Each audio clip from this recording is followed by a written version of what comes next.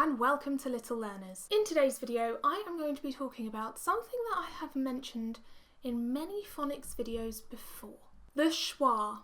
Now I know what you're thinking, did she just sneeze or was that a real word? Yes, schwa is a real term that we use when we're talking about the way you speak, especially when you are learning phonics. Now I have spoken about this in previous videos, but I thought it was really important to dedicate an entire video to this because it's a problem and one that we can fix really easily. A schwa is when you use at the end of a sound that doesn't require it, like m or n or l, which should be n and all. What you're doing in this instance is voicing a sound that is unvoiced. So if you're saying you're not voicing that like you are when you say ah.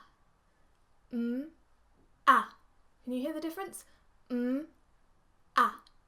So when you're voicing the sounds that don't need to be voiced, they end up sounding like this. M, n, l, t, s, r, when really you don't need to be adding that on the end. Now why have schwas become a problem?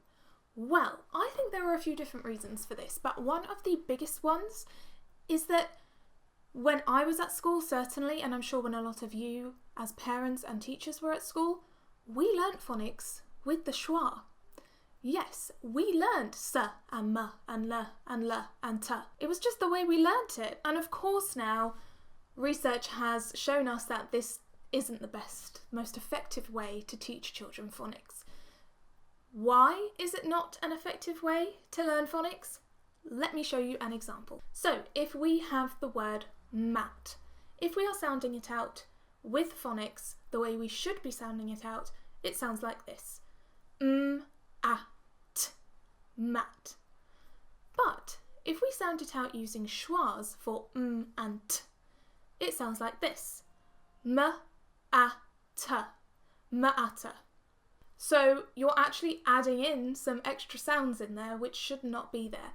So the problem with schwas is that if children are using them, it becomes much harder for them to read whole words because when they're sounding them out, m-a-ta, it's hard for them to then blend all those sounds together and make a real word, ma'ata, instead of m-at, mat. Another reason I think that schwas have become a big issue is because they're very natural, and I don't know if that's because we just want to voice sounds, or because some are voiced and some aren't, that makes it a bit more complicated, or, going back to my previous point, it's because many people have learnt it that way, so then they start teaching it to others, or others hear it in their surroundings. But it does get quite confusing for people who do use schwas to understand why it's important not to use them, and it's difficult to stop doing it. I do have a video on all of the 26 letter sounds of the English alphabet. I will link it in the description box below and probably in a card somewhere, I don't know where it is, showing you how to pronounce each sound correctly. No schwas included. So what can you do if you notice that your child is using schwas? Well, first of all, you need to correct them straight away. So if you hear your child using m, you need to say, no, we don't say m, do we? We say and practice that with them. Don't scold them for it. It's not their fault. They've obviously learnt it from somewhere, but just correct them and make sure that they then go on thinking about the sound in the correct way.